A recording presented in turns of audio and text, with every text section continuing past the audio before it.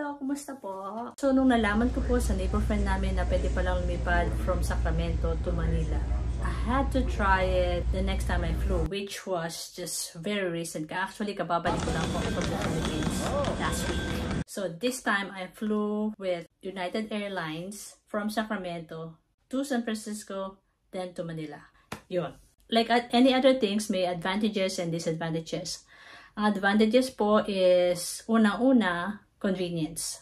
Convenience kasi we're like 30 minutes from the Sacramento airport compared to San Francisco, which is about 2 to 3 hours travel depending on the traffic and then depending din sa time of the day. Tapos syempre, pandi kung may stop yung family ko or our friends na nakikisuyo kami to bring us to the airport.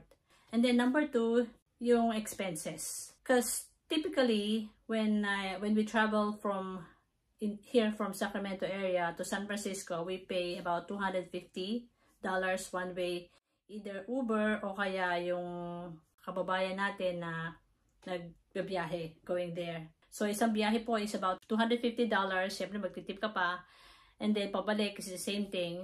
Tapos kung Uber naman, it's like $200 to $300 depende sa time of the day. So, suma total, if you're gonna compute it, if it's just for one person, it's even better just to go from Sacramento to Manila. It's about like $200 to $300 difference sa airfare. Pero kung i-compute mo kung yung time na masasave mo and the amount of money, which is pretty much similar, mas advantageous pa rin if you're just 1 or 2 person traveling from Sacramento area to Manila. Instead of pupunta ka pa sa San Francisco, travel about 2 to 3 hours going there, and then you have to pay the Uber or the kababayan na nakikisuyo tayo or makikisuyo tayo sa kamag-anak natin or sa friend natin, which is nakakahiya na rin.